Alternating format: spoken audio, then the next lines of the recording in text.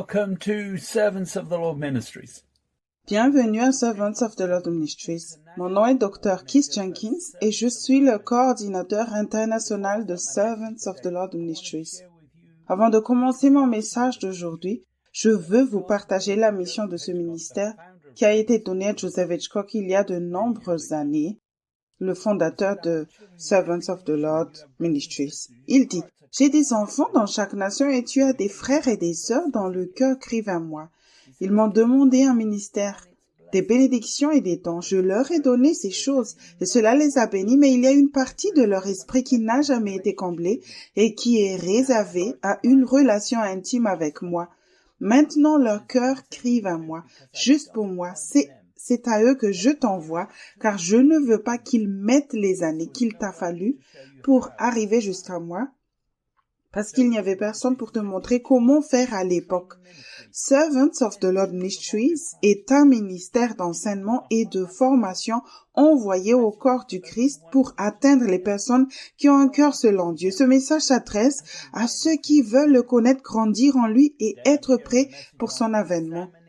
Aujourd'hui, je partage un message sur « Examinez vous-même ». Paul a écrit dans 2 Corinthiens 13, verset 5. C'est 2 Corinthiens, chapitre 13. Je lis le verset 5. « Examinez-vous vous-même pour savoir si vous êtes dans la foi. Éprouvez-vous vous-même. Ne reconnaissez-vous pas que Jésus-Christ est en vous, à moins peut-être que vous ne soyez réprouvés. » Le mot reprouver, le mot examiner, dans Strong est le numéro 3985, qui est tiré d'un autre mot qui veut dire tester, c'est-à-dire s'efforcer, scruter, séduire, discipliner, tester, examiner, prouver, tenter, essayer. Dans le livre « Mes brebis obéissent à ma voix » version anglaise, chapitre 1, sur connaître la vérité, aux pages 4 et 5, Joseph Hitchcock écrit: « Une partie de ce que je veux partager dans ce livre va dans ce sens. Je peux vous dire ce qu'il faut faire, mais lorsque les choses ne fonctionnent pas correctement et que vous ne comprenez pas, vous avez du mal à les faire fonctionner à nouveau. Je vais vous donner un schéma afin que vous puissiez vous examiner. Les Écritures disent: examinez-vous vous-même pour savoir si vous êtes dans la foi. Éprouvez-vous vous-même. 2 Corinthiens 13, verset 5.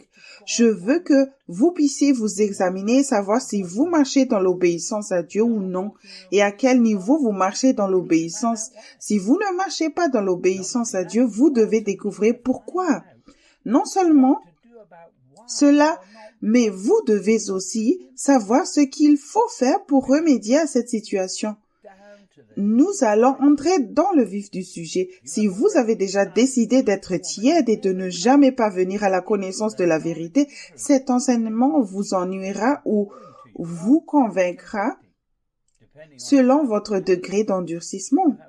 Si vous êtes arrivé à la conclusion que vous n'êtes pas là où vous devriez être, ou là où vous souhaitez être à cause de l'ignorance ou du manque de connaissances, alors cet enseignement vous donnera des informations précieuses et des connaissances sur la façon de trouver ce qui ne va pas en vous et comment y remédier. Je pars du principe que vous lisez ce livre parce que vous avez lu le premier livre « Mes brebis entendent ma voix ». Je suppose que vous lisez maintenant ce livre parce que vous essayez de marcher dans le premier enseignement. Cet enseignement va vous aider à avancer dans le Seigneur. Il n'y avait pas assez de temps dans le premier livre pour développer tous les domaines importants. Donc, avant d'aller plus loin, je veux partager avec vous un peu plus pour que vous compreniez où nous allons.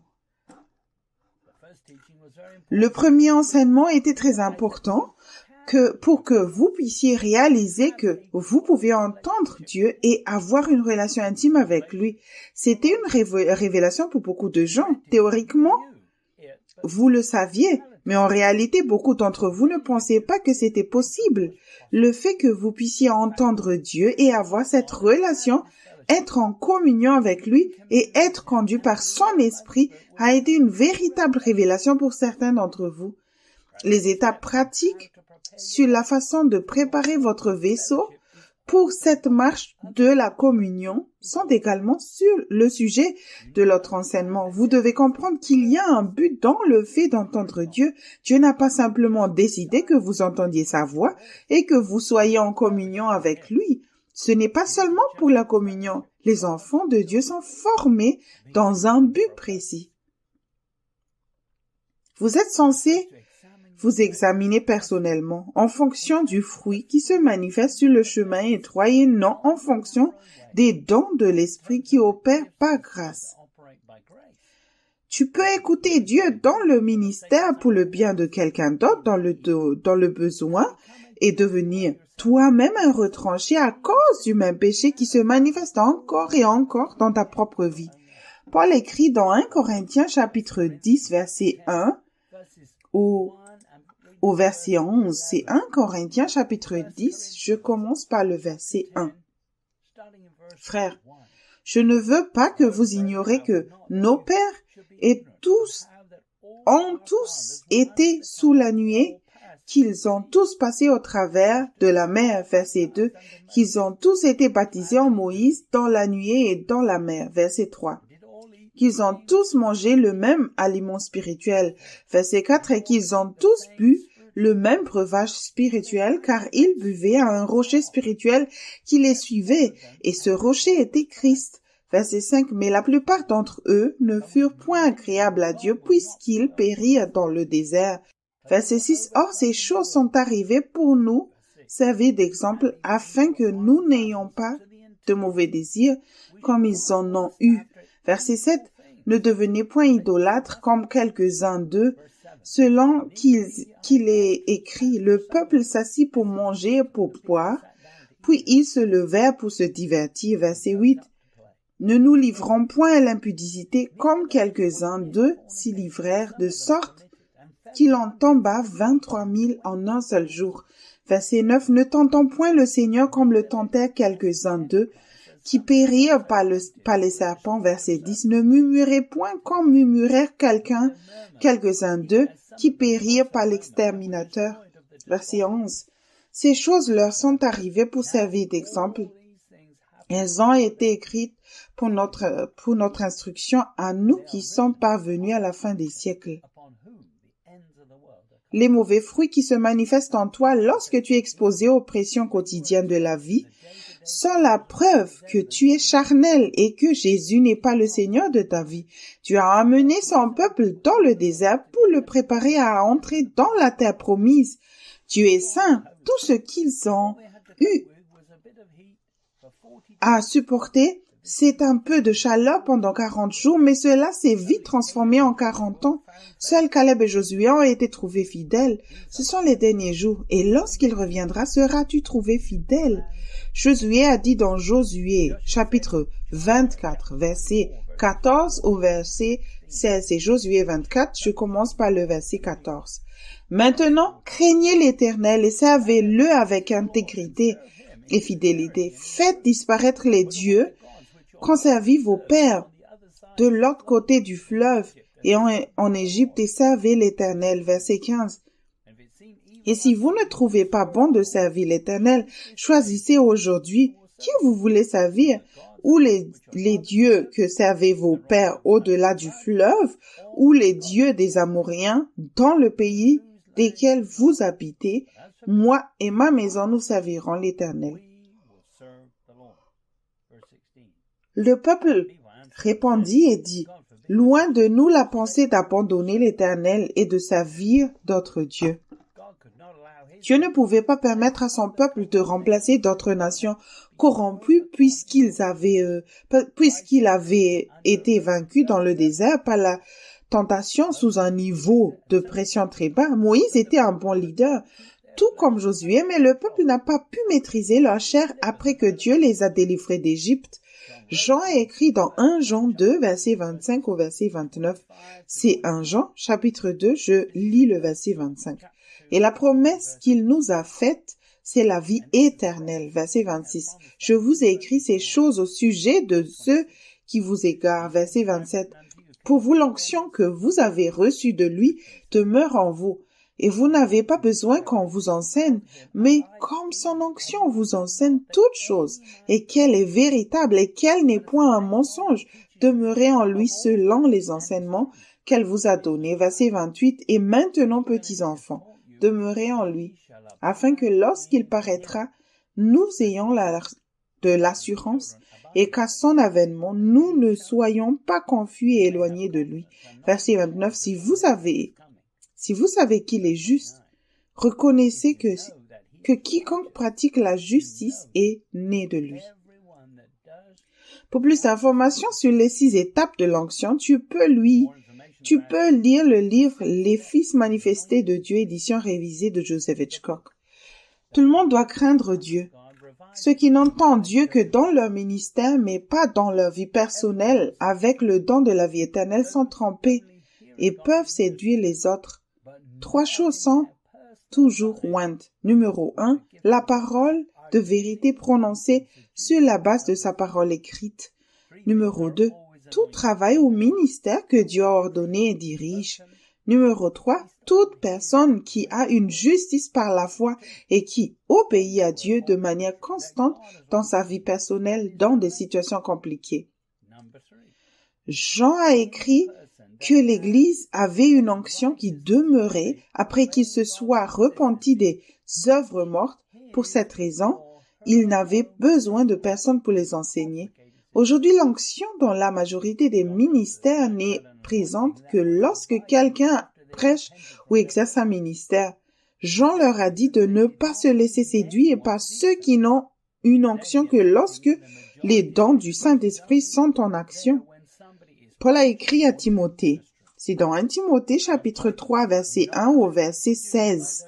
C'est 1 Timothée chapitre 3. Je commence par le verset 1.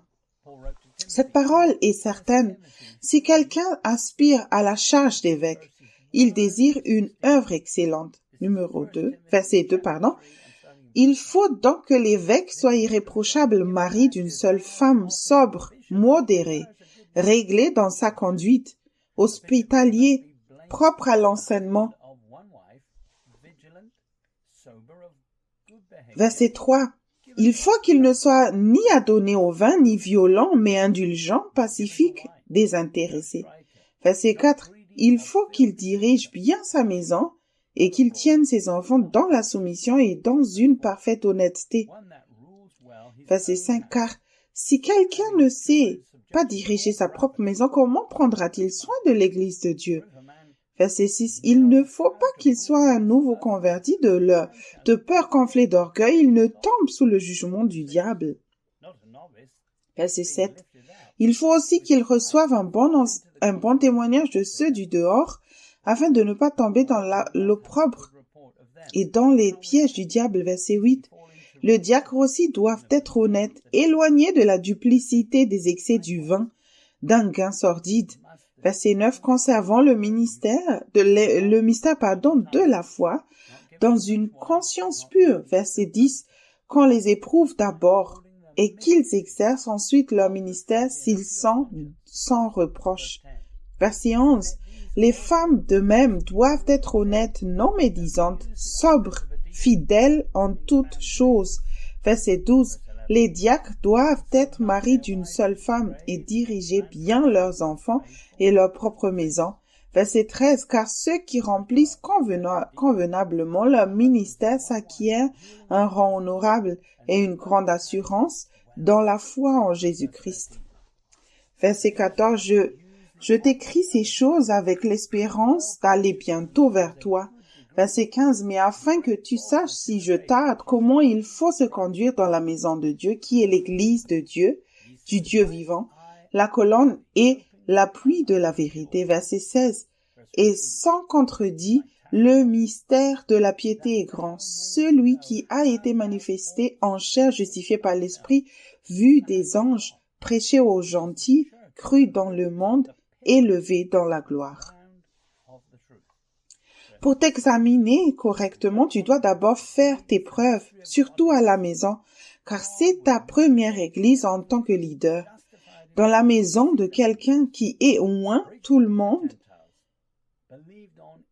il devrait y avoir une gravité spirituelle. En physique, la gravité est définie comme l'interaction fondamentale qui provoque une attraction mutuelle entre toutes les choses qui ont une masse. En étant un poids lourd pour Jésus, les autres demanderont aussi à Dieu et n'utiliseront pas leurs pensées autour de toi. Tu n'as pas besoin de crier pour te citer les paroles écrites à la maison. Sous la pression, réjouis-toi et fais seulement ce que le Saint-Esprit dit, et les autres verront que tu n'es pas tenté de te mouvoir dans la chair ou de te plaindre. Jésus a dit dans Apocalypse 3, versets 15 et 16. C'est Apocalypse 3, verset 15. « Je connais tes œuvres. Je sais que tu n'es ni froid ni bouillant. Puisses-tu être froid ou bouillant? » Verset 16. « Ainsi, parce que tu es tiède et que tu n'es ni froid ni bouillant, je te vomirai de ma bouche. » Tu peux être chaud brièvement dans certains domaines en demandant à Dieu. Cependant, tu es froid spirituellement dans les domaines où tu fais ce que tu veux quand tu le veux. L'Église qui n'entend pas Dieu dans les domaines fondamentaux est tiède. Paul a écrit dans 2 Corinthiens 1, verset 1 jusqu'au verset 24. C'est 2 Corinthiens, chapitre 1. Je commence par le verset 1. Paul, apôtre de Jésus-Christ, par la volonté de Dieu, et le frère Timothée à l'Église de Dieu, qui est à Corinthe, et à tous les saints qui sont dans toute l'Achaïe. Verset 2. Que la grâce et la paix vous soient données de la part de Dieu, notre Père et du Seigneur Jésus-Christ. Verset 3. Béni soit Dieu, le Père de notre Seigneur Jésus-Christ, le Père des miséricordes et le Dieu de toute consolation. Verset 4. Qui nous console dans toutes nos afflictions, afin que par la consolation dont nous sommes l'objet de la part de Dieu, nous puissions consoler ceux qui se trouvent dans quelques afflictions. Verset 5. Car de même que les souffrances de Christ abondent en nous, de même notre consolation abonde par Christ. Verset 6. Si nous sommes affligés, c'est pour votre consolation et pour votre salut. Si nous sommes consolés, c'est pour votre consolation qui se réalise par la patience à supporter les mêmes souffrances que nous endurons. Verset 7. Et notre espérance à votre égard est ferme, parce que nous savons que si vous avez part aux souffrances, vous avez part aussi à la consolation. Verset 8. Nous ne voulons pas en effet vous laisser ignorer, frères, au sujet de la tribulation qui nous est survenue en Asie, que nous avons été excessivement accablés au-delà de nos forces, de telle sorte que nous espérions même de conserver la vie. Verset 9. Et nous regardions comme certains notre arrêt de mort afin de ne pas placer notre confiance en nous-mêmes, mais de la placer en Dieu qui ressuscite les morts. Verset 10. C'est lui qui nous a délivrés et qui nous délivrera d'une telle mort de qui nous espérons qu'il nous délivrera encore. Verset 11. Vous-même aussi, nous assistons de vos prières afin que la grâce obtenue pour nous, par plusieurs, soit pour plusieurs une occasion de rendre grâce à notre sujet. Verset 12. Car ce qui fait notre gloire, c'est ce témoignage de notre conscience que nous sommes conduits dans le monde et surtout à votre égard avec sainteté et pureté devant Dieu, non point avec une sagesse charnelle, mais avec la sagesse, par la grâce, de Dieu. Verset 13. Nous ne vous écrivons pas autre chose que ce que vous lisez et ce que vous reconnaissez, et j'espère que vous le reconnaîtrez jusqu'à la fin. Verset 14. Comme vous avez déjà reconnu en partie que nous sommes votre gloire, de même que vous serez aussi la nôtre au jour du Seigneur Jésus-Christ. Verset 15. Dans cette persuasion, je voulais alors d'abord vous faire allait d'abord vers vous afin que vous eussiez une double grâce. Verset 16. Je voulais passer chez vous pour me rendre en Macédoine, puis revenir de la Macédoine chez vous, et vous m'aurez fait accompagner en Judée. Verset 17. Est-ce que, en voulant cela, j'ai donc usé de légèreté? Ou bien mes résolutions sont-elles des résolutions selon la chair, de sorte qu'il y ait en moi le oui et le non? Verset 18. Aussi vrai que Dieu est fidèle, la parole que nous avons adressée, vous avons adressée, n'a pas été oui et non. Verset 19. Car le Fils de Dieu Jésus-Christ, qui a été prêché par nous, au milieu de vous, par moi et par Sylvain et par Timothée, n'a pas été oui et non, mais c'est oui qui a été en lui. Verset 20. Car pour ce qui concerne toute la promesse de Dieu, c'est en lui qui est le oui. C'est pourquoi encore l'amen par lui est prononcé par nous à la gloire de Dieu. Verset 21. Et celui qui nous a fermis avec vous en Christ et qui nous a oint, c'est Dieu. Verset 22. Lequel nous a aussi marqués d'un sceau et a mis dans nos cœurs les arrêts de l'esprit. Verset 23. Or, je prends Dieu à témoin sur mon âme que c'est pour vous épargner que je ne suis pas allé à Corinthe. Verset 24. Non pas que nous dominions sur votre foi, mais contribuons à votre joie, car vous êtes fermes dans la foi.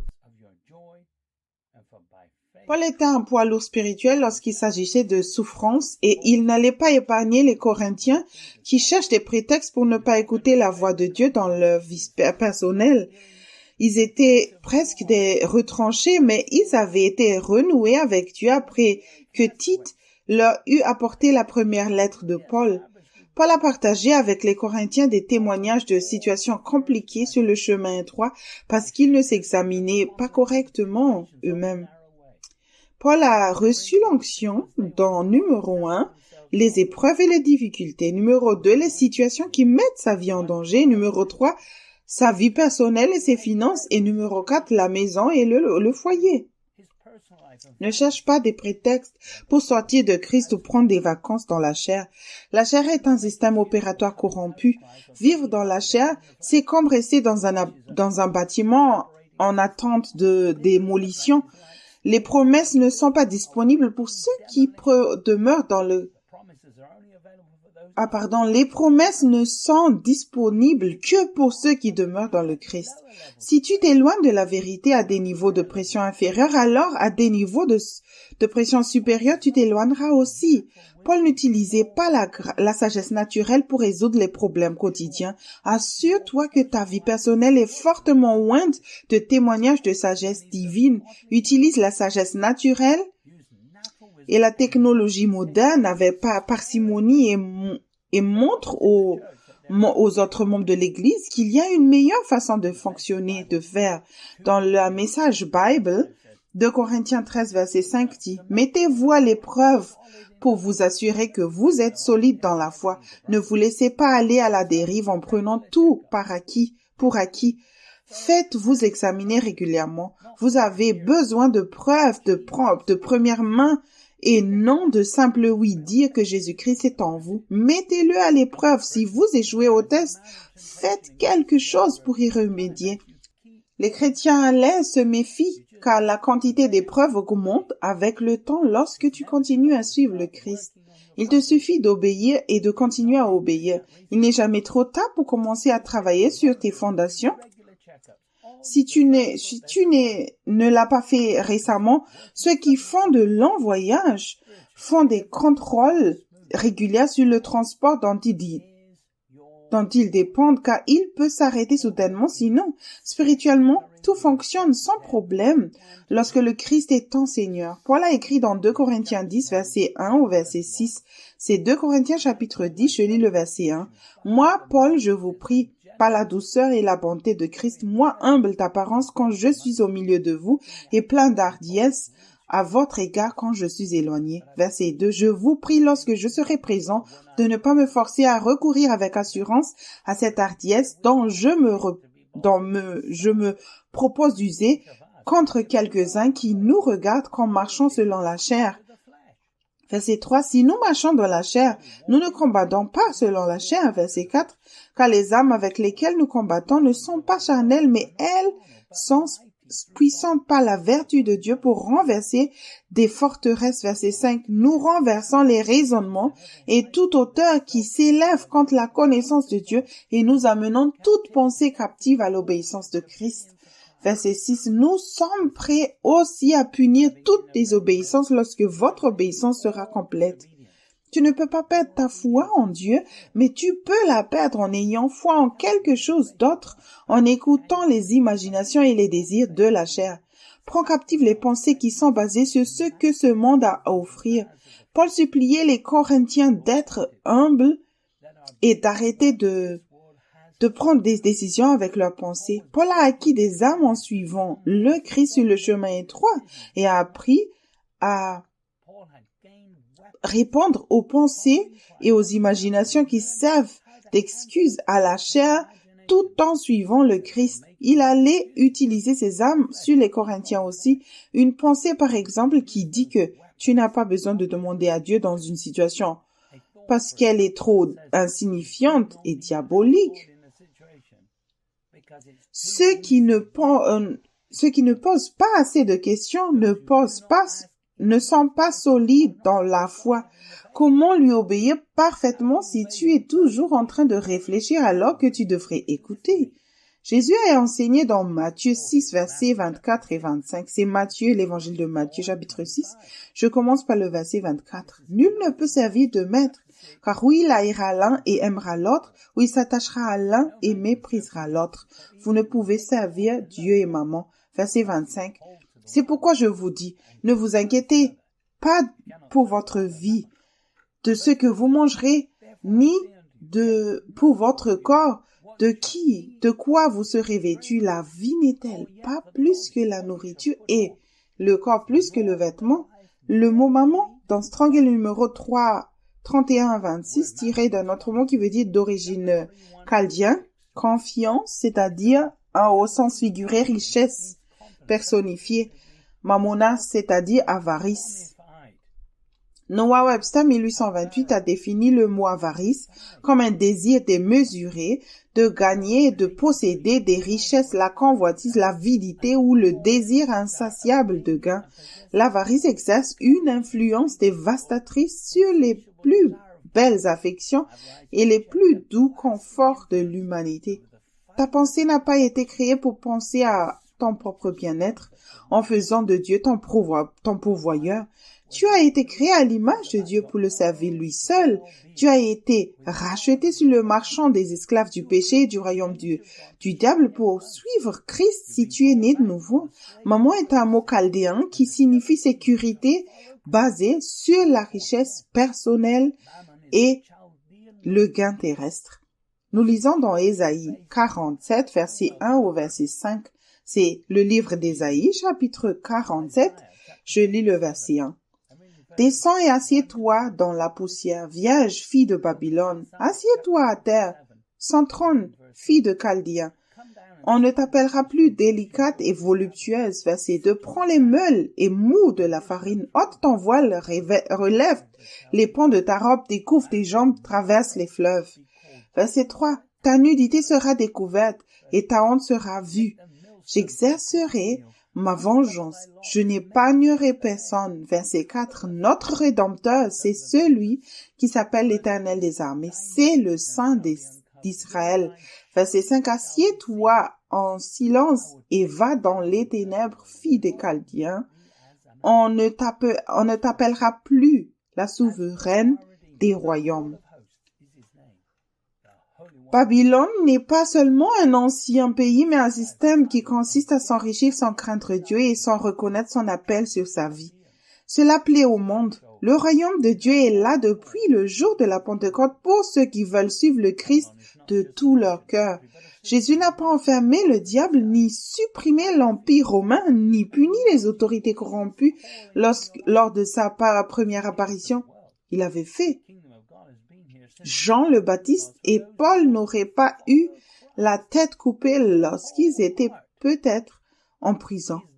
Paul a écrit dans Romains 8, verset 11 au verset 13. C'est Romains 8, je lis le verset 11.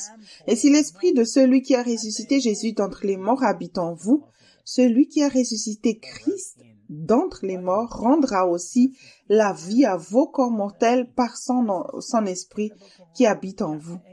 Verset 12. Ainsi donc, frères, nous ne sommes point redevables à la chair pour vivre selon la chair. Verset 13. Si vous viviez selon la chair, vous mourrez, mais si pas la chair, vous faites mourir les actions du corps, vous vivrez. En toute sécurité, tous les enfants de Dieu nés de nouveau doivent choisir entre deux systèmes opératoires, la chair et l'esprit.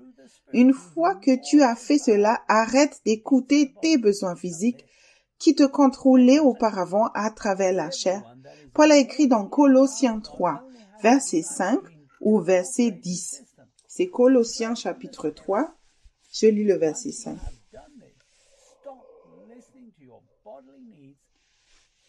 Faites donc mourir les membres qui sont sur la terre, l'impudicité, l'impureté, les passions, les mauvais désirs et la cupidité qui est une idolâtrie. Verset 6. C'est à cause de ces choses que la colère de Dieu vient sur les fils de la rébellion. Verset 7.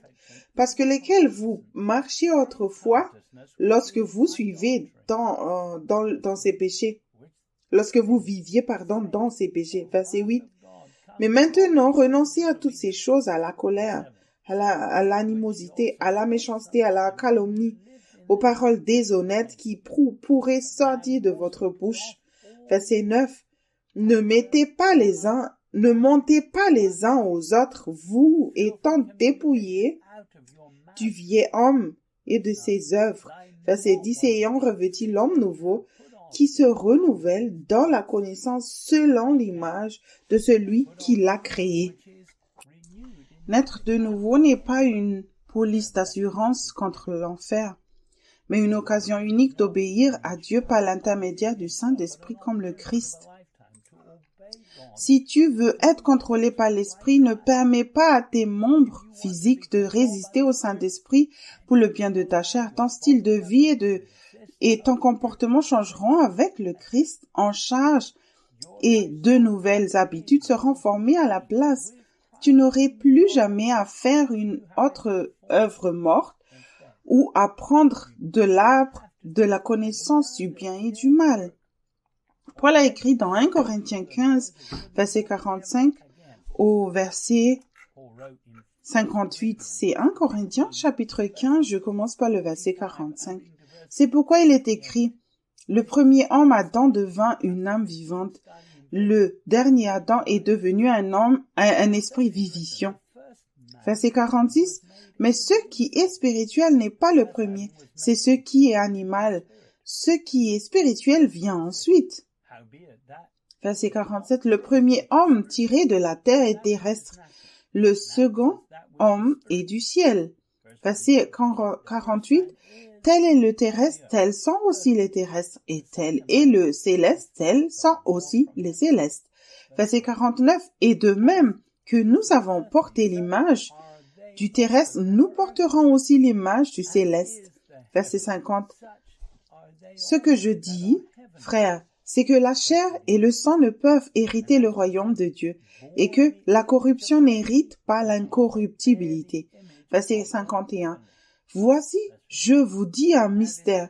Nous ne mourrons pas tous, mais tous, nous serons changés. Verset 52. En un instant, en un clin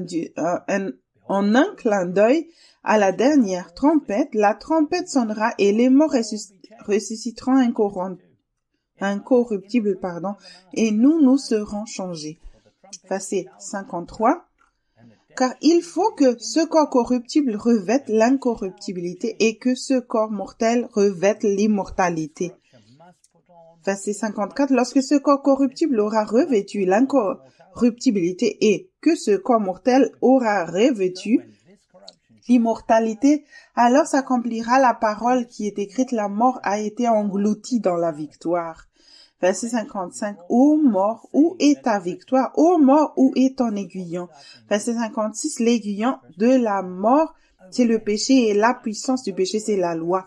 Verset 57, mais grâce soit rendue à Dieu qui nous donne la victoire par notre Seigneur Jésus-Christ. Verset 58, ainsi, mes frères bien-aimés, soyez fermes, inébranlables, travaillant de mieux en mieux à l'œuvre du Seigneur, sachant que votre travail ne sera pas vain dans le Seigneur. Adam est devenu une âme vivante et est mort parce qu'il n'a jamais appris à faire confiance et à obéir. Tout ce qui n'est pas issu de la confiance en Dieu est un péché. Le second Adam, le Christ, est mort, mais est revenu à la vie parce qu'il n'a jamais péché. La mort a perdu son aiguillon et tu n'as donc pas à mourir si tu es né de nouveau. Tu peux vivre une vie sans péché en reconnaissant Dieu de façon constante et en obéissant à l'Esprit. Si tu fais une erreur, confesse-la, car il y a un pardon en son nom. Chacun est responsable de son propre salut. Ne sois pas une âme vivante basée sur la connaissance, mais un esprit vivifiant comme le Christ. Tu as le choix de perdre ton âme en suivant le Christ et de ne rien faire à moins que l'esprit ne te vivifie pour le faire. Si tu demeures en Christ jusqu'à la fin de ta vie ou lorsque Jésus apparaîtra, tu feras partie de la première résurrection. Nous lisons dans Genèse 3, versets 1 à 6. C'est Genèse, chapitre 3, je commence par le verset 1. Le serpent était le plus rusé de tous les animaux des champs que l'Éternel Dieu avait fait. Il dit à la femme, Dieu a-t-il réellement dit que vous ne mangerez pas de tous les arbres du jardin? Verset 2. La femme répondit au serpent, nous mangeons du fruit des arbres du jardin. Verset 3. Mais quant au fruit de l'arbre qui est au milieu du jardin, Dieu a dit, vous ne mangerez point et vous n'y toucherez point, de peur que vous ne mouriez. Verset 4. Alors le serpent dit à la femme, vous ne mourrez point. Verset 5. Mais Dieu sait que le jour où vous en mangerez, vos yeux s'ouvriront et que vous serez comme des dieux, connaissant le bien et le mal. Verset 6. La femme vit que l'arbre était bon à manger, agréable à la vue, et qu'il était précieux pour ouvrir l'intelligence. Elle prit de son fruit et en mangea. Elle en donna aussi à son mari, qui était auprès d'elle, et il en mangea.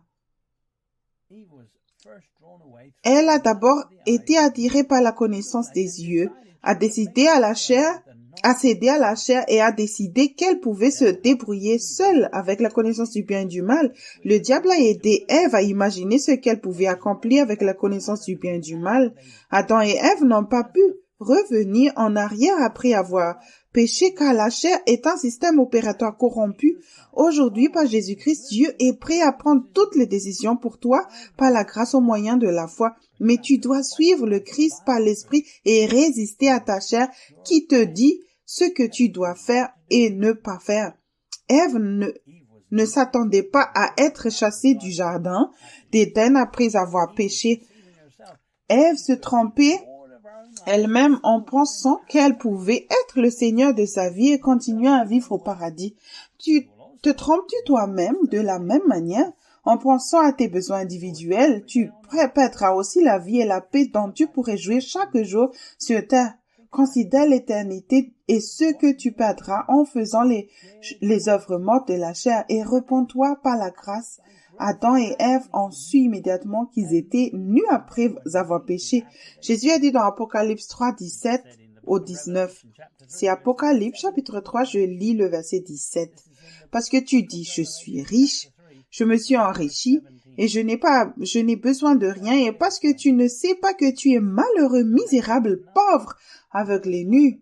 Verset 18, je te conseille d'acheter de moi de l'or éprouvé par le feu, afin que tu deviennes riche, et des vêtements blancs, afin que tu sois vêtu, et que la honte de ta nudité ne paraisse pas, et un collier pour oindre tes yeux, afin que tu vois. Verset 19, mais je reprends et je châtie tous ceux que j'aime, et donc du zèle et repens-toi. Le mot zélé dans Strong est le numéro 2206, tiré d'un autre mot qui veut dire avoir une chaleur de sentiment pour ou contre, affecter, convoiter, sincèrement avoir le désir, se mouvoir avec l'envie, être jaloux sur, être zélé, fervent. Pour te repentir, tu dois être chaud ou fervent, ouvert envers ceux que le Christ a envoyés pour t'aider. Tu dois changer d'attitude face à la pression sur le chemin étroit. Si tu ne le fais pas, tu finiras à nouveau pour servir 2 maîtres. Il n'y a pas de grâce pour quiconque fait ce qu'il veut quand il le veut, et dans ces derniers jours, Jésus revient bientôt pour son épouse. Vérifie maintenant s'il y a quelque chose dans ta maison que tu es allé acheter parce que tu le voulais et que tu as décidé que tu en avais besoin sous la pression. Tu n'auras dû rechercher que les choses qu'il voulait que tu aies. Sinon, tu es malheureux, misérable, pauvre, aveugle et nu. Jésus a dit dans Jean 10, verset 27 au verset 30, c'est l'évangile de Jean, chapitre 10, verset 27. Mes brebis entendent ma voix, je les connais et elles me suivent. Verset 28, je leur donne la vie éternelle et elles ne périront jamais et personne ne les ravira de ma main. Verset 29, mon Père qui me les a donnés est plus grand que tous et personne ne peut les ravir de la main de mon Père. Verset 30, moi et le Père, nous sommes un. Le royaume de Dieu est là maintenant pour le peuple de Dieu qui veut entendre, faire confiance et obéir dans la douceur. Ne faire qu'un avec Dieu est une majorité. Faites un choix judicieux car grâce à l'Internet, la connaissance du bien et du mal est encore plus accessible. Le diable veut t'arracher de la main du Père, mais il ne peut pas le faire tout seul. Le diable a besoin que tu désires quelque chose pour toi-même, comme Ève dans le jardin d'Éden. Tu ne le feras pas si tu es un avec le Père comme Jésus l'était parce qu'il n'a jamais consulté sa propre volonté. Pour consulter ta propre volonté, tu dois utiliser ta pensée. Ton Père est maintenant aux cieux et c'est lui qui est censé te nourrir chaque jour. Il le fait grâce au système de communication et à ta présence au bon endroit au bon moment. Si quelqu'un d'autre s'occupe de toi et que ce n'est pas ordonné par Dieu, tu ne seras jamais libre. Jésus était un avec le Père, avec la croix, dans son humanité, avant la croix, dans son humanité, par l'obéissance à l'Esprit, et tu peux aussi être un avec le Père en obéissant à l'Esprit. Paul a écrit dans Colossiens 1, verset 26 au verset 29. C'est Colossiens chapitre 1. Je lis le verset 26. Le mystère caché de tout temps et dans tous les âges, mais révélé maintenant à ses saints. Verset 27. À qui Dieu a voulu faire connaître quelle est la glorieuse richesse de ce ministère parmi les païens. Savoir, Christ en vous, l'espérance de la gloire. Verset 28. C'est lui que nous annonçons, exhortant tout homme et instruisant tout homme en toute sagesse, afin de présenter à Dieu tout homme devenu parfait en Christ. Verset 29, c'est à quoi je travaille en combattant avec sa force qui agit puissamment en moi. Le mot saint, dans Strong est le numéro 40. Une chose affreuse comparée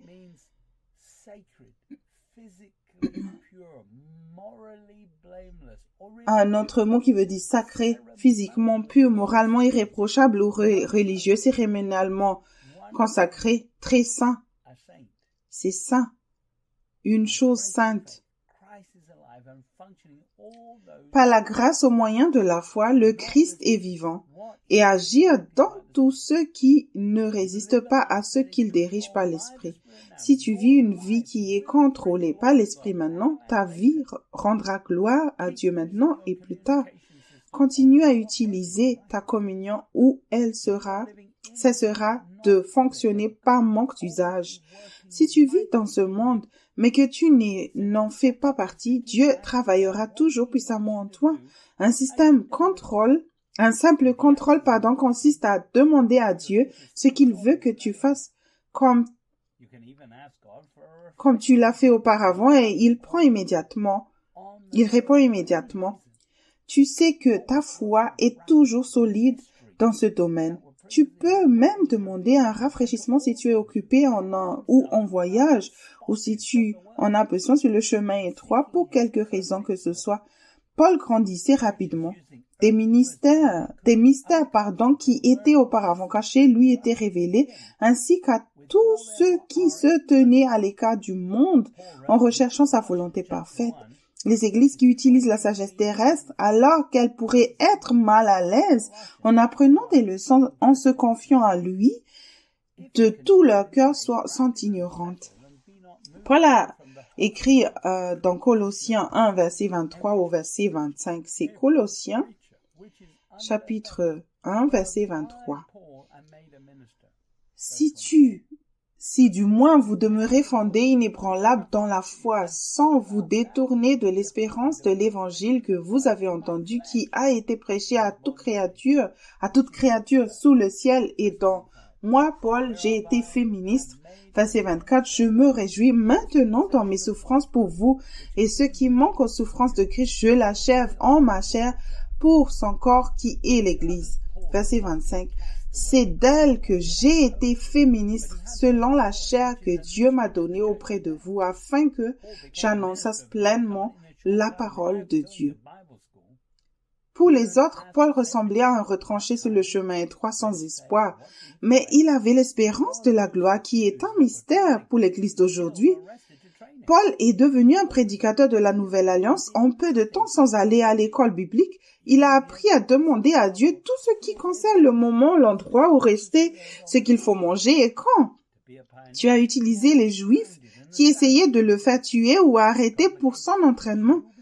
Paul vivait dans la lumière et ne faisait rien pour son propre bien-être. En utilisant la grâce supplémentaire en tant qu'apôtre, il a pu équiper les autres avec les leçons qu'il a apprises sur le chemin étroit. Pour être un pionnier, il devait être fondé et établi dans la foi. Dans des situations compliquées, tu seras éloigné de l'espérance de l'évangile si tu n'es pas fondé dans la foi et que tu écoutes ta chair. Tu peux uniquement entendre Dieu directement par la grâce au moyen de la foi si tu es né de nouveau par l'Esprit. Paul écrit dans Philippiens 3, verset 4 au verset 14. C'est Philippiens 3, je lis le verset 4. Moi aussi, cependant, j'aurai sujet de mettre ma confiance en la chair. Si quelque autre croit pouvoir se confier en la chair, je le puis bien davantage. Verset 5. Moi circoncis le 8e jour, de la race d'Israël, de la tribu de Benjamin, Hébreu né d'Hébreu. Quant à la loi pharisien, verset 6, quant aux zèles persécuteurs de l'Église irréprochable à l'égard de la justice de la loi, verset 7, mais ces choses qui étaient pour moi des gains, je les ai regardées comme une perte à cause de Christ. Verset 8, et maintenant, et même, je regarde toutes choses comme une perte à cause de l'excellence de la connaissance de Jésus-Christ, mon Seigneur, pour lequel j'ai renoncé à tout et je les regarde comme de la boue afin de gagner Christ. Verset 9, et d'être trouvé en lui, non avec ma justice, celle qui vient de la loi, mais avec celle qui s'obtient par la foi en Christ, la justice qui vient de Dieu par la foi. Verset 10, afin de connaître Christ et la puissance de sa résurrection et la communion de ses souffrances en devenant conforme à lui dans sa mort pour parvenir. Verset 11, si je puis à la résurrection d'entre les morts. Verset 12, ce n'est pas que j'ai déjà remporté le prix ou que j'ai déjà atteint la perfection, mais je cours pour tâcher de le saisir puisque moi aussi j'ai été saisi par le Christ. Verset 13, frère, je ne pense pas l'avoir saisi, mais je fais une chose, oubliant ce qui est en arrière et me portant vers ce qui est en avant. Verset 14, je cours vers le but pour remporter le prix de la vocation céleste de Dieu en Jésus-Christ. Le mot saisir dans Strong est le numéro 2638, tiré d'un autre mot qui veut dire prendre avec empressement, c'est-à-dire saisir, posséder, etc. Au sens propre ou figuré, saisir, atteindre, venir sur, comprendre, trouver, obtenir, percevoir, prendre en charge. Personne ne sera déclaré juste en observant la loi ou une partie de celle-ci. Maintiens ta justice par l'obéissance constante au Saint-Esprit avec la foi d'un petit enfant, alors que la pression augmente. Ceux qui progressent spirituellement vivent la communion de ces souffrances le long du chemin étroit. Ils oublient rapidement les choses qui ont perdu dans ce monde pour suivre le Christ. Les vieux souvenirs disparaissent avec ceux qui gagnent le Christ. Ils n'ont pas de regrets et peuvent se réjouir du prix qu'ils ont payé par rapport aux autres. Si l'on ne perd pas quelque chose de temporel pour suivre le Christ, on n'est pas chrétien. Paul était devenu comme un athlète sur le chemin étroit. Il a dû changer son régime alimentaire et ne pas écouter son corps se plaindre. Pour gagner le prix, Paul a été saisi par le Christ sur le chemin de Damas alors qu'il persécutait l'Église en tant que pharisien et il a reçu une nouvelle mission grâce à sa propre repentance des œuvres religieuses mortes qui incluaient la souffrance et l'endurance pour la justice. Jean a écrit dans 1 Jean 5, verset 2 au verset 4. C'est 1 Jean, chapitre 5, je lis le verset 2. Nous connaissons que nous aimons les enfants de Dieu lorsque nous aimons Dieu et que nous pratiquons ses commandements. Verset 3. Car l'amour de Dieu consiste à garder ses commandements et ses commandements ne sont pas pénibles. Verset 4. Parce que tout ce qui est né de Dieu triomphe du monde et la victoire qui triomphe du monde, c'est notre foi. Le mot pénible dans Strong est le numéro 926 qui veut dire, qui vient d'un autre mot qui veut dire pesant, grave, pénible, lourd, plus lourd. Nous ne sommes plus sous la loi mais sous la grâce d'obéir à l'Esprit en tant que corps du Christ sur terre. Il n'y a pas de grands dix commandements à suivre. Sous la nouvelle alliance, il n'y a que de petits commandements que Jésus te donne. Sois prêt à les garder toute ta vie s'il le dit. Tu devrais demander à Dieu à quelle heure te lever chaque matin et te coucher chaque soir, par exemple. Garde lequel des commandements de Jésus. Garder n'importe lesquels des commandements de Jésus est facile quand tu commences à suivre le Christ. Le coût de l'obéissance augmente quand la pression augmente. Sous l'intensification des défis, tu n'as pas le pouvoir de changer ces commandements, de changer les conditions et de trouver des excuses. Paul a écrit dans Galates 3, verset 1 au verset 4, c'est Galates, chapitre 3, je lis le verset 1. Ô Galates, dépourvus de sens, qui vous a fasciné, vous, aux yeux de qui Jésus-Christ a été peint comme crucifié. Verset 2, voici seulement ce que je veux apprendre de vous. Est-ce par les œuvres de la loi que vous avez reçu l'Esprit ou par la prédication de la foi? Verset 3, êtes-vous tellement dépourvus de sens après avoir commencé par l'Esprit? Voulez-vous maintenant finir par la chair? Verset 4, avez-vous tant souffert? Ou en vain, si toutefois c'est en vain. Le mot dépourvu dans Strong est le numéro 453 tiré d'un autre mot qui veut dire intelligent. Par implication sensuelle, un fou, insensé, imprudent.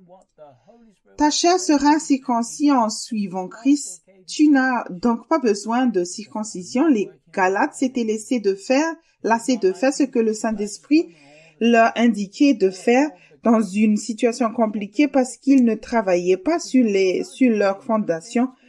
Ils n'aimaient pas être traités comme des criminels en permanence. Paul a qualifié les Galates d'insensés ou de s'être fait ensorceler parce que lorsqu'ils ont commencé à obéir à la vérité, ils ont fait l'expérience de sa grâce. Maintenant, ils se liaient d'amitié avec les Juifs comme Judas Iscariote. Paul a écrit dans Colossiens 2, verset 12 au verset 19. C'est Colossiens 2, je lis le verset 12. Ayant enseveli avec lui par le baptême, vous êtes aussi ressuscités en lui et avec lui par la foi en la puissance de Dieu qui l'a ressuscité des morts. Verset 13. Vous qui étiez morts par vos offenses et par l'incirconcision de votre chair, il vous a rendu à la vie avec lui en vous faisant grâce pour toutes nos offenses. Verset 14. Il a effacé l'acte dans tes ordonnances nous condamner et qui subsistait contre nous et il l'a détruit en le clouant à la croix. Verset 15, il a dépouillé les dominations et les autorités et les a livrées publiquement au spectacle, en triomphant d'elles par la croix. Verset 16, que personne donc ne vous juge au sujet de manger ou du boire, ou au sujet d'une fête, d'une nouvelle lune ou des sabbats. Verset 17, c'était l'un des choses à venir, mais le corps est en Christ. Verset 18, qu'aucun homme soit sous une apparence d'humilité et par un culte des anges ne vous ravissent à son gré le prix de la course, tandis qu'il s'abandonne à ses visions et qu'il est enflé d'un vain orgueil pour ses pensées charnelles, verset 19, sans s'attacher aux autres, dans tout le corps assisté et solidement assemblé par des jointures et des liens, tire l'accroissement que Dieu donne. Tu devrais avoir l'arôme du Christ qui vient de la communion à ses souffrances en vivant comme un athlète sur le chemin étroit. Ceux qui ne veulent pas suivre le Christ t'éviteront. Ceux qui aiment le Christ t'aimeront. Paul expérimentait Dieu à l'action qui lui donnait des réponses quotidiennes par l'Esprit parce qu'il faisait partie du corps de Christ. Jésus est la tête du corps. Toute partie de ton corps qui ne reçoit pas de signaux du cerveau mourra. De la même manière, tu ne peux pas prétendre être chrétien, être vivant et faire partie du corps de Christ en utilisant ton raisonnement pour prendre des décisions. Les chrétiens charnels n'apprécieront pas que tu demandes tout à Dieu, même si tu étais capable de les faire toi-même et que tu fais ce que Dieu dit. Paul était vivant, pas comme quelqu'un allongé sur un lit d'hôpital à peine vivant et dans la chair à la recherche d'un remède miraculeux. Ceux qui recherchent des ministères de type délivrance offrant un brisement aujourd'hui sont séparés de Christ, enfantins et ont besoin de se repentir. Paul a triomphé en choisissant de ne rien faire pour s'aider lui-même, alors qu'il était traité comme un criminel en suivant les enseignements du Christ. Nous lisons dans Matthieu 18, verset 1 au verset 9. C'est l'évangile de Matthieu 18, je lis le verset 1. En ce moment, les disciples s'approchèrent de Jésus et dirent, « Qui donc est le plus grand dans le royaume des cieux ?» Verset 2. Jésus, ayant appelé un petit enfant, le plaça au milieu d'eux. Verset 3 et dit, « Je vous le dis en vérité, si vous ne vous convertissez et si vous ne devenez comme les petits enfants, vous n'entrerez pas dans le royaume des cieux. » Verset 4, c'est pourquoi quiconque se rendra humble comme ce petit enfant sera le plus grand dans le royaume des cieux. Verset 5, et quiconque reçoit en mon nom un petit enfant comme celui-ci ne me reçoit moi-même. Verset 6, mais si quelqu'un scandalisait un de ces petits qui croient en moi, il vaudrait mieux pour lui qu'on suspendît à son cou une meule de moulin et qu'on le jeta au fond de la mer. Verset 7. Malheur au monde à cause des scandales, car il est nécessaire qu'il arrive des scandales, mais malheur à l'homme par qui le scandale arrive. Verset 8. Si ta main ou ton pied est pour toi une occasion de chute, coupe-les et jette-les loin de toi. Mieux vaut pour toi entrer dans la vie boiteuse ou manchot que d'avoir 2 pieds ou 2 mains et d'être jeté dans le feu éternel. Verset 9. Et si ton œil est pour toi une occasion de chute, arrache-le et jette-le loin de toi. Mieux vaut pour toi entrer dans la vie n'ayant qu'un œil que d'avoir 2 yeux et d'être jeté dans le feu de la géhenne. Il ne suffit pas de naître de nouveau pour entrer dans le royaume des cieux. Le christianisme n'est pas une religion comme les autres, c'est une relation avec Dieu. Dans cet enseignement de Jésus, il y a 2 options. La première est de devenir comme un petit enfant. La seconde est l'enfer et le feu éternel si tu laisses quoi que ce soit t'empêcher de devenir comme un petit enfant. Le temps est compté pour ceux qui sont trop orgueilleux pour avoir la foi d'un petit enfant. Ce monde disparaît et le royaume qui restera est le royaume des cieux. Pour y vivre et y fonctionner, tu dois devenir comme un petit enfant en construisant une relation avec ton Père. Tu peux commencer dès maintenant avec Dieu par l'Esprit. Tu dois changer de système opératoire, pas seulement citer une prière et continuer à vivre une vie de la même manière comme avant avoir entendu l'évangile. Paul a écrit dans 1 Corinthiens 10, versets 12 et 13. C'est 1 Corinthiens 10, je lis le verset 12. Ainsi donc que celui qui croit être debout prenne garde de tomber. Verset 13. Aucune tentation ne vous est survenue qui n'ait été humaine et Dieu qui est fidèle ne permettra pas que vous soyez tentés au-delà de vos forces. Mais avec la tentation, il préparera aussi le moyen d'en sortir afin que vous puissiez la supporter.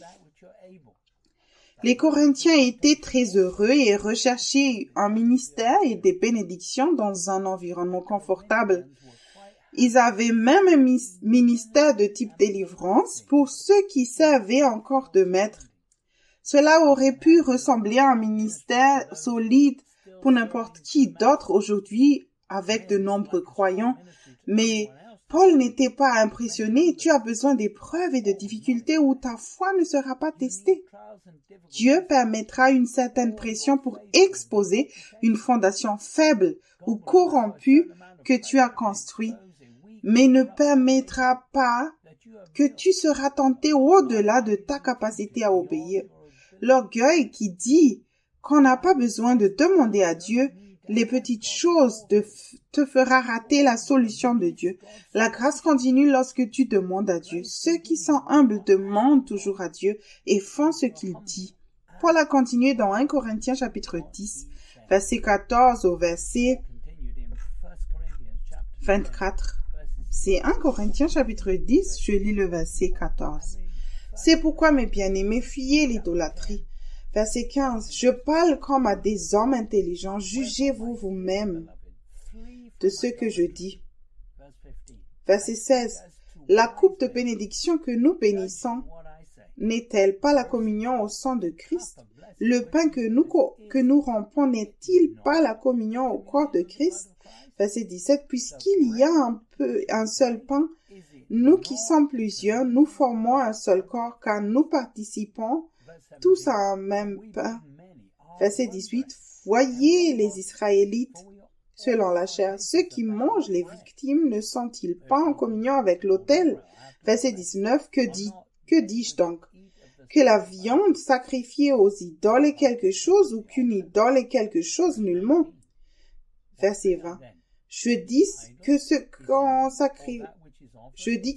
sacrifie, on le sacrifie à des démons et non à Dieu. Or, je ne veux pas que vous soyez en communion avec les démons. Verset 21. Vous ne pouvez boire le coupe du Seigneur et la coupe des démons. Vous ne pouvez participer à la table du Seigneur et à la table des démons. Verset 22.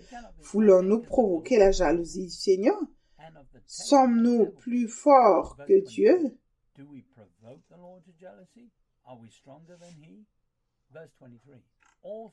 Verset 23. Tout est permis, mais tout n'est pas utile. Tout est permis, mais tout n'édifie pas. Verset 24. Que personne ne cherche son propre intérêt, mais que chacun cherche celui d'autrui. Le diable est maintenant tenu en laisse, ce qui te permet d'apprendre de tes erreurs, mais l'apprentissage par les épreuves et erreurs peut prendre du temps. Lorsque tu suis le Christ et que tu t'appropries la seigneurie, c'est uniquement parce que tu veux quelque chose pour le bien de ta chair. Une idole est tout ce que tu vénères au-dessus de Dieu et de sa parole de vérité dispensée droitement pour ta vie. Dieu t'ouvrira un moyen d'en sortir pour que tu n'aies pas à servir des idoles dans les situations compliquées maintenant. Maintiens ta communication en recherchant la justice et tu entendras le moyen d'en sortir qu'il fournit. En prenant des décisions avec ton raisonnement, tu es orgueilleux et tu te diriges vers la chute. Les idoles sont les choses que tu as rendues plus importantes que ta relation avec Dieu. En prenant ta croix chaque jour et en renonçant à toi-même, tu exposeras les idoles que tu avais fabriquées pour le bien de ta chair. Prends la coupe du Christ, pas celle du diable. La coupe du Christ implique une certaine souffrance. Ceux qui prennent la coupe du Christ ne cherchent pas leur propre volonté ou sa volonté permise dans des situations compliquées. Il n'y a pas d'excuse pour désobéir à Dieu, mais il y a des raisons. Les raisons pour lesquelles tu désobéis peuvent être identifiées et éliminées par la repentance. Lorsque la pression diminue, utilise ce temps avec sagesse. Tu as besoin d'un temps de qualité avec Dieu pour te repentir profondément et te laisser convaincre. Toutes les idoles se trouvent dans des domaines de ta vie personnelle où tu crois que tu es infidèle. Tu dois donc répondre à la conviction et à la correction et te repentir profondément pour être libéré. Nous lisons dans l'évangile de Jean, chapitre 6, versets 4 à 6, et Jean 6, je lis le verset 4. « Or, la Pâque était proche, la fête des Juifs. » Verset 5, « Ayant levé les yeux et voyant qu'une grande foule venait à lui, Jésus dit à Philippe, « Où achèterons-nous des pains pour que ces gens aient à manger ?» Verset 6, il disait cela pour l'éprouver, car il savait ce qu'il allait faire. Le mot éprouvé dans Jean 6, 6 est le même que le mot examiné utilisé par Paul. Le même mot est traduit par tenter dans les évangiles, dans le King James Bible. Examiner signifie mettre sous pression. La coupe du Christ est une pression. Le chemin étroit est une vie de pression. Jésus a mis la pression sur Philippe. Ceux qui sont mûrs aiment la pression car elle prouvera qu'ils sont dans l'esprit ou non. Jacques a dit dans Jacques 1, verset 12 au verset 19. C'est Jacques 1, je lis le verset 12. Heureux l'homme qui supporte patiemment la tentation, car après avoir été éprouvé, il recevra la couronne de vie que le Seigneur a promise à ceux qui l'aiment. Verset 13. Que personne, lorsqu'il est tenté, ne dise « C'est Dieu qui me tente », car Dieu ne peut être tenté par le mal, et il ne tente lui-même personne. Verset 14. Mais chacun est tenté quand il est attiré, amorcé par sa propre convoitise. Verset 15, mais la convoitise, lorsqu'elle a conçu, enfante le péché, et le péché étant consommé, produit la mort. Verset 16, ne vous y trompez pas, mes frères bien-aimés.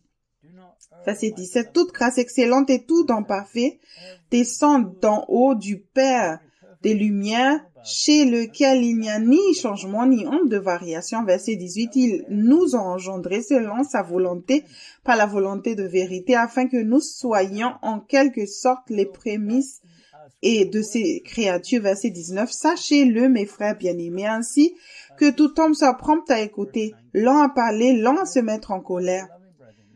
Dans le livre Réveillez-vous, le temps touche à sa fin, volume 3, Maturité spirituelle, chapitre 13, portant le titre « Lorsque ton fondement s'approfondit », Joseph Hitchcock écrit à la page 122.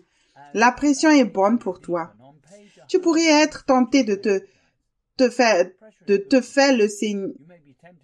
prendre la seigneurie et de dépressuriser une situation difficile. Cependant, si tu es déterminé à t'en tenir à ce que Dieu dit, sa grâce te donnera la force dont tu as besoin. Les fondations spirituelles de chaque croyant peuvent supporter la pression jusqu'à un certain point. Si tu peux supporter 1000 unités de pression, il ne te confie pas 1500 unités de pression. Si tu es têtu et que tu insistes sur le fait que tu peux supporter plus que ce qu'il exige, il peut te permettre d'échouer dans le cadre de ton entraînement. Tu auras des fuites, mais il te montrera comment et pourquoi tu as eu des fuites. En tirant les leçons de la situation, il ouvrira une autre porte avec le même degré de pression. Parce que tu as été fortifié et entraîné, tu seras capable de gérer cette situation.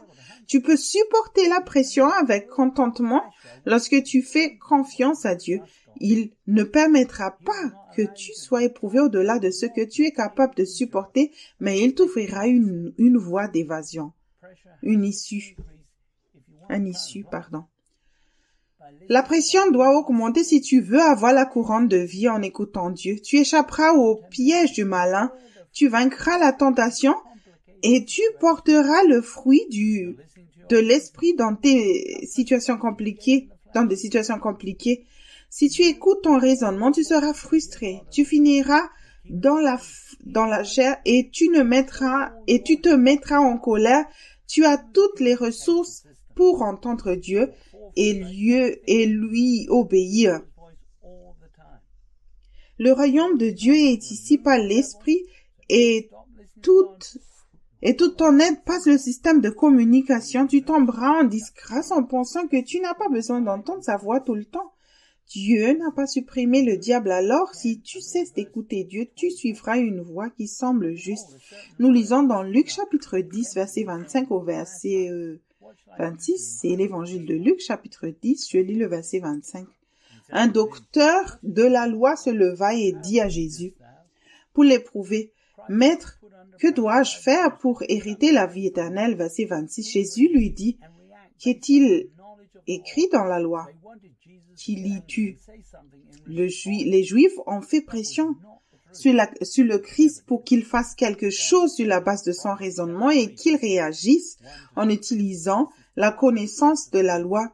Ils voulaient que Jésus se mette en colère et dise quelque chose en réponse qui n'était pas la vérité.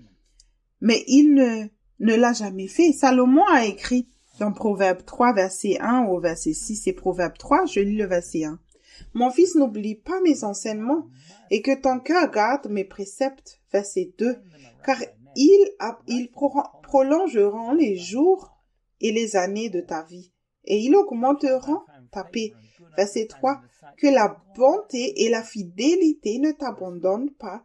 Lis-les à ton cou, écris-les sur la table de ton cœur. » Verset 4. « Tu acquerras ainsi de la grâce et une raison saine aux yeux de Dieu et de tes hommes et des hommes. » Verset 5. « Confie-toi en l'Éternel de tout ton cœur et ne t'appuie pas sur ta sagesse. » Verset 6. « Reconnais-le dans toutes tes voies, il aplanira tes sentiers. » Dans le livre Mes amis, obéissent à ma voix, au chapitre 6, sur les fruits de l'obéissance, pages 35 et 36, Joseph Hitchcock écrit, « La parole de Dieu vous dit de vous examiner pour voir si vous êtes dans la foi. » 2 Corinthiens 13, verset 5. Paul prenait ce sujet très au sérieux. Il s'était prouvé lui-même pour s'assurer qu'il restait dans la foi, qu'il marchait dans l'humilité et qu'il faisait confiance à Dieu. Satan éloignait la plupart des chrétiens et des prédicateurs de la volonté de Dieu. C'est essentiellement parce qu'ils ont des motifs orgueilleux, égoïstes et pleins d'ambitions personnelles. Le temps touche à sa fin pour avertir ces gens de marcher selon la justice. Il reste du temps pour se repentir. Il reste du temps dans lequel Dieu ne détruit pas. Il se souviendra encore de son alliance si nous cherchons Dieu de tout notre cœur et toute notre âme. Mais nous devons nous repentir de tout notre cœur et de toute notre âme. J'ai partagé ce message avec de très nombreuses personnes qui savaient que c'était la vérité. Ils ont été convaincus et ont essayé de marcher dans cette voie. C'est comme s'ils voulaient se protéger.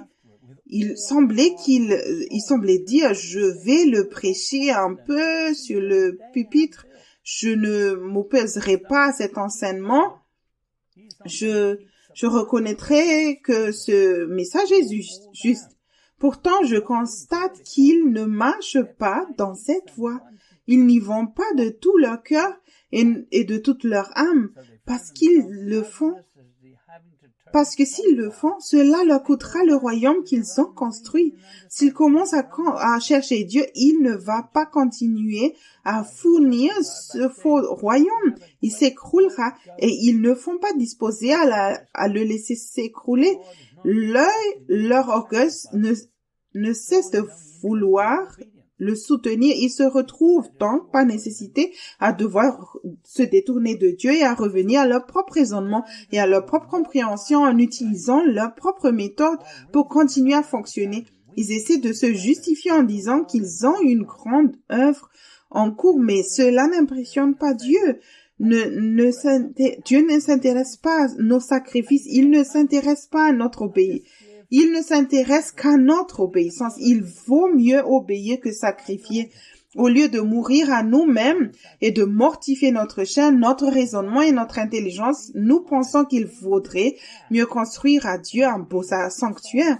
Nous lui construisons un grand bâtiment et nous disons, je n'ai pas besoin de corriger mes affaires. Je dois gagner de l'argent. Je donnerai juste 20% et nous pourrons construire une grande église. J'achèterai l'orgue et Dieu sera satisfait de mon sacrifice. Dieu préfère que vous frappiez une boîte de conserve plutôt que d'être malhonnête dans vos affaires. Nous avons fait des compromis un peu ici et un peu là jusqu'à ce que l'église entière soit contaminée. C'est devenu un mode de vie auquel il est impossible d'échapper à moins que l'ensemble ne s'écroule et que Dieu ne le reconstruise à sa manière. Je vous ai prévenu à l'avance que beaucoup de choses allaient tomber. Certains d'entre vous n'ont aucune idée de ce que seront certaines ces choses. L'heure vient où beaucoup de ministères et d'organisations vont tomber et vous allez penser que c'est le diable. Mais ce ne sera pas le diable, ce sera Dieu.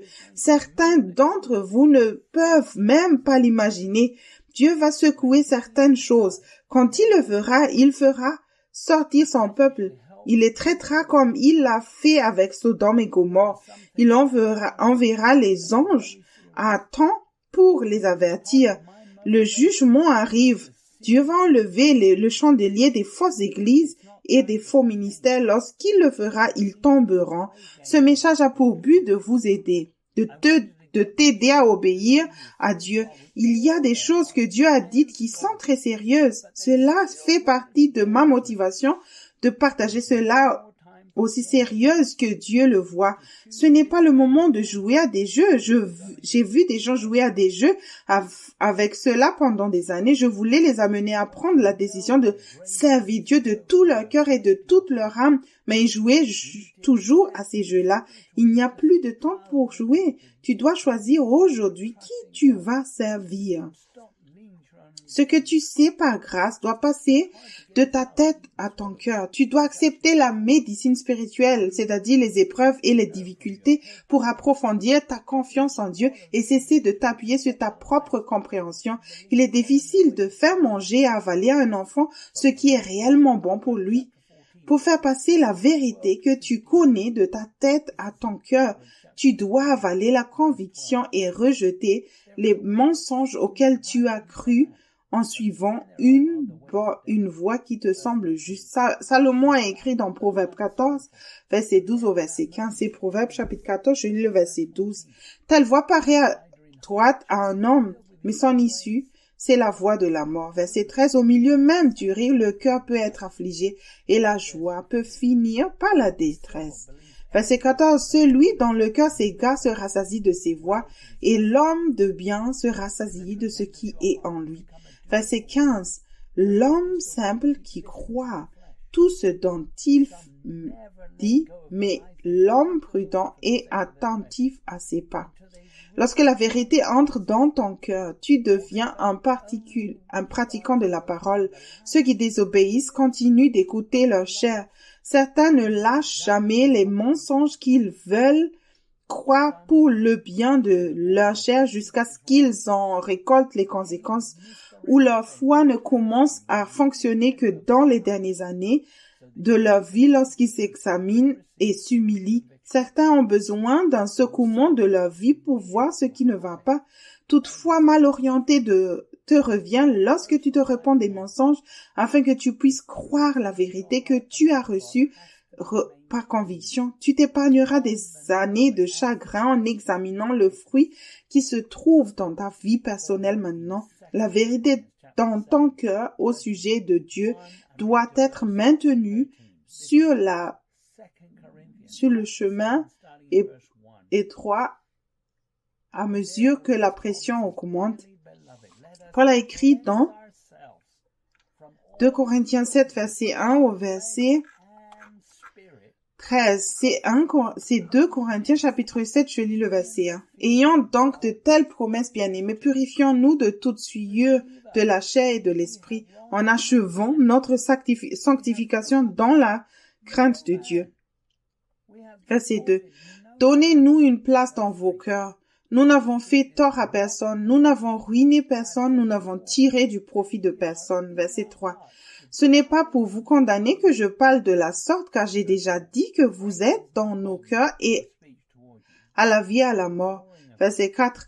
J'ai une grande confiance en vous, j'ai tout sujet de me glorifier de vous. Je suis rempli de consolation, je suis comblé de joie au milieu de toute notre tribulation. Verset 5. Car depuis notre arrivée en Macédoine, notre chair n'eut aucun repos. Nous étions affligés de toute manière, lutte au dehors, crainte au dedans. Verset 6. Mais Dieu qui console ceux qui sont abattus nous a consolés par l'arrivée de Tite. Verset 7. Et non seulement par son arrivée, mais encore par la consolation que Tite lui-même ressentait à votre sujet. Il nous a raconté votre ardent désir, vos larmes, vos zèles pour moi, en sorte que ma joie a été autant plus grande. Verset 8. Quoique je vous ai attristé par ma lettre, je ne m'en répands pas. Et si je m'en suis repenti, car je vois que cette lettre vous a attristé bien que momentanément. Verset 9. Je me réjouis alors non de ce que vous avez été attristé, mais de ce que votre tristesse vous a porté à la repentance. Car vous avez été attristé selon Dieu, afin de ne recevoir de notre part aucun dommage. Verset 10. En effet, la tristesse selon Dieu produit une repentance à salut, dont on ne se réjouit jamais, tandis que la tristesse du monde a produit la mort. Verset 11.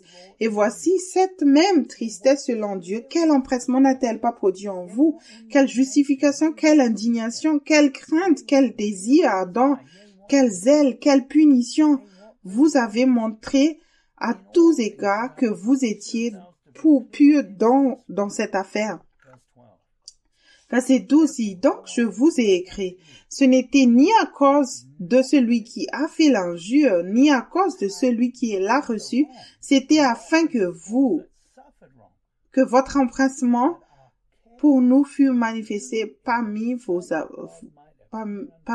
devant Dieu. Verset 13. C'est pourquoi nous avons été consolés, mais outre notre consolation, nous avons été réjouis beaucoup plus encore par la joie de Tite, dont l'esprit a été tranquillisé par vous. Les Corinthiens ne s'examinaient pas eux-mêmes et ne se sont repentis qu'après avoir lu et écouté la première lettre de Paul,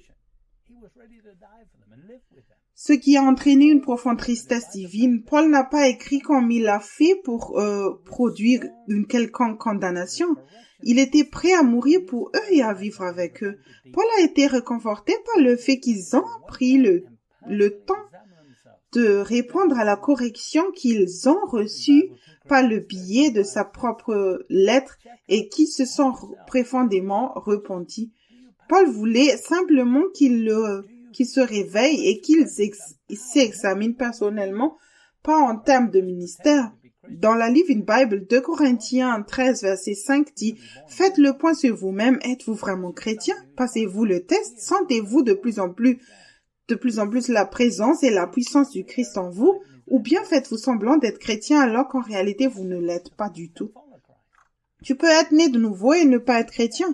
Un chrétien est quelqu'un qui ressemble à Christ, qui écoute et obéit au Christ lui-même de manière régulière dans tous les domaines de la vie et qui est conduit par l'Esprit. Les chrétiens connaissent le Christ, ils ont les fruits du Christ et suivent le Christ.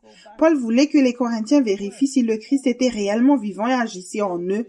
Ils étaient encore des bébés spirituels lorsque longtemps après être né de nouveau. Il jugeait même Paul. Si tu n'avances pas étant contrôlé par l'esprit, tu vas rétrograder et finir par être pire qu'avant avec une forme de religion qui exerce encore des œuvres mortes. Pierre a écrit dans 2 Pierre 2, verset 9 au verset 22. 2 Pierre 2, je commence par le verset 9. Le Seigneur sait délivrer de l'épreuve les hommes pieux et réserver les injustes pour être punis au jour du jugement. Verset 10. Ceux surtout qui vont après la chair dans un désir d'impureté et qui méprisent l'autorité, audacieux et arrogant, ils ne craignent pas d'injurier les gloires. Verset 11. Tandis que les anges supérieurs en force et en puissance ne portent pas contre elles de jugement injurieux devant le Seigneur. Verset 12. Mais eux semblables à des brutes qui s'abandonnent à leur penchant naturel et qui sont nées pour être prises et détruites. Ils parlent d'une manière injurieuse de ce qu'ils ignorent et ils périront par leur propre corruption. Verset 13. Recevant ainsi le salaire de leur iniquité, ils trouvent leur délice à se livrer au plaisir en plein jour. Hommes tarés et souillés, ils se délectent dans leur tromperie en faisant bonne chère avec vous. Verset 14. Ils ont les yeux pleins d'adultère et insatiables de péché. Ils amancent les âmes à la fermie. Ils ont le cœur exercé à la cupidité. Ce sont des enfants de malédiction. Verset 15. Après avoir quitté le droit chemin, ils se sont égarés en suivant la voie de Balaam, fils de Bosor, qui aima le salaire de l'iniquité. Verset 16. Mais qui fut repris pour sa transgression, une ânesse muette faisant entendre une voix d'homme arrêta la démence du prophète. Verset 17. Ces gens-là sont des fontaines sans eau, des nuées que chasse un tourbillon d'obscurité, sans ténèbres. L'obscurité des ténèbres leur est réservée. Verset 18. Avec des discours enflés de vanité, ils amorcent par les convoitises de la chair pour les dissolutions ceux qui viennent à peine d'échapper aux hommes qui vivent dans l'égarement. Verset 19. Ils leur promettent la liberté quand ils sont eux-mêmes esclaves de la corruption, car chacun est esclave de ce qui a triomphé de lui. Verset 20. En effet, si après être retirés des souillures du monde par la connaissance du Seigneur et Sauveur Jésus-Christ, ils s'y engagent de nouveau et sont vaincus. Leur dernière condition est pire que la première. Verset 21, car mieux valait pour eux n'avoir pas connu la voie de la justice que de se détourner après l'avoir connu du saint commandement qui leur avait été donné. Verset 22, il leur est arrivé à ce que Dieu a dit un prophète vrai.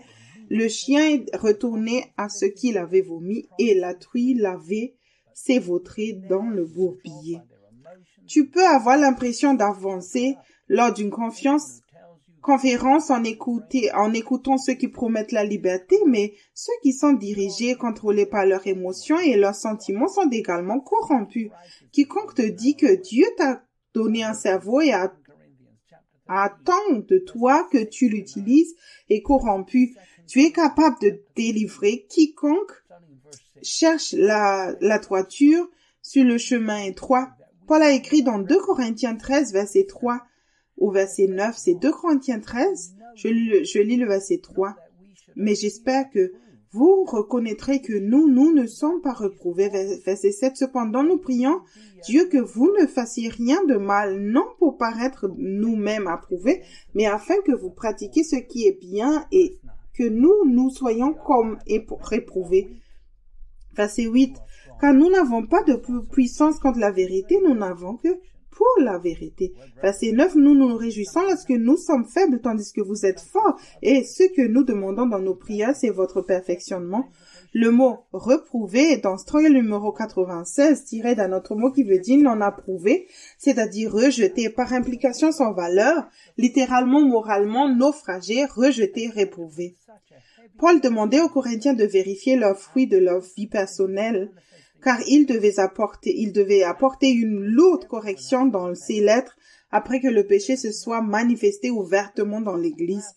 Lorsque de mauvais fruits apparaissent, tout le monde doit se repentir, car cela signifie qu'il n'y a pas de gravité spirituelle dans l'Église, que les dirigeants interrogent Dieu sur tout et que les normes commencent à glisser partout. Il devait y avoir un poids lourd spirituel dans chaque congrégation qui aurait l'audace de dire « Avez-vous demandé le Seigneur ?» Conduit par l'Esprit, Paul a vécu l'approbation de Dieu en appliquant la parole de vérité dans des circonstances difficiles. Les leçons qu'il a apprises, il les a transmises à d'autres églises et n'a pas inclus la sagesse du monde. Mais les Corinthiens étaient encore ignorants. Jésus a dit dans Apocalypse 3, verset 20 à 21. Apocalypse 3, je lis le verset 20. « Voici, je me tiens à la porte et je frappe. Si quelqu'un entend ma voix et ouvre la porte, j'entrerai chez lui. Je souperai avec lui et lui avec moi. » Verset 21. « Celui qui vaincra, je le ferai asseoir avec moi, sur mon trône comme moi j'ai vaincu et je me suis assis avec mon Père sur son trône. » Personne ne devrait entendre Dieu à ta place. Si tu ne t'es pas repenti des œuvres mortes, tu seras tenté de faire encore plus d'œuvres mortes pour compenser le fait que tu ne reçois pas la provision de Dieu. Tu as la liberté de choisir entre deux natures et c'est tout. Le christianisme n'est pas juste une autre religion, mais une relation avec Dieu. Vivons en obéissant à l'esprit de façon cohérente. Si tu veux entendre, apprendre à connaître et suivre Jésus, alors je te recommande le livre Mes brebis entendent ma voix de Joseph Hitchcock. Si tu veux prendre un nouveau départ et marcher sur le chemin étroit, semer dans l'esprit chaque jour, fais l'expérience du plein salut et de la liberté par une repentance constante, alors je peux te conseiller le livre Réveillez-vous, le temps touche à sa fin, volume 1, Fondation pour une maturité spirituelle par Joseph Hitchcock. Si tu veux grandir spirituellement, ne pas avoir l'esprit mondain et parvenir à la maturité, je te conseille le livre Réveillez-vous, le temps touche à sa fin, volume 2, Grandir spirituellement de Joseph Hitchcock. N'accepte pas une version contrefaite du christianisme basée sur des œuvres mortes religieuses où tu ne dois pas renoncer à toi-même et te charger de ta croix chaque jour. Tu dois t'assurer que tu marches sur le chemin étroit, le chemin spacieux qui mène à la destruction à fière allure. Il est indiqué, le ciel est par là, et de nombreuses personnes bien intentionnées et fréquentant l'Église se trouvent sur ce chemin. Si tu sais que tu as résisté à la vérité et que tu veux savoir pourquoi, je peux te recommander le livre La prison dorée, édition révisée de Joseph Hitchcock. Aujourd'hui, j'ai partagé le message sur le sujet « Examinez vous-même ». Examinez-vous vous-même. Regarde aux fruits de ta vie. Si tu passes par des situations difficiles actuellement et la pression s'intensifie, tu es vraiment béni. Tu as été choisi. Tu es quelqu'un de spécial aux yeux de Dieu. Les choses qui arrivent dans ta vie sont là, oui, parce que tu es à la traîne, mais maintenant tu as augmenté énormément sa grâce dans ces derniers temps. Tu dois être enthousiasmé par la possibilité de te repentir de toutes ces choses dont il révèle dans ta vie exactement maintenant. Je veux prier avec toi. Je sais que tu es unique. Tout ce dont tu as besoin de faire est d'être honnête et de commencer à t'examiner toi-même dans ces domaines où tu tombes tout le temps et admettre que tu sers de Seigneur et de prendre la décision de juste ne servir qu'un seul. Laisse-moi prier avec toi. Père Céleste, ton peuple est là maintenant et tu leur as donné un appel très haut pour faire partie de ton saint royaume et tu étends ta grâce pour qu'ils puissent apprendre comment vivre dans ces derniers jours. Père, même si des choses leur mènent à trébucher, Père, enseigne-les que s'ils s'inclinent leurs oreilles à t'écouter, entendre ta voix dans les situations difficiles, tu feras un chemin pour eux. Je prie cela dans le nom précieux de Jésus. Alléluia. Tu trouveras un résumé des écritures utilisées dans le message d'aujourd'hui sous la vidéo, soit par écrit, soit via un lien vers un site web.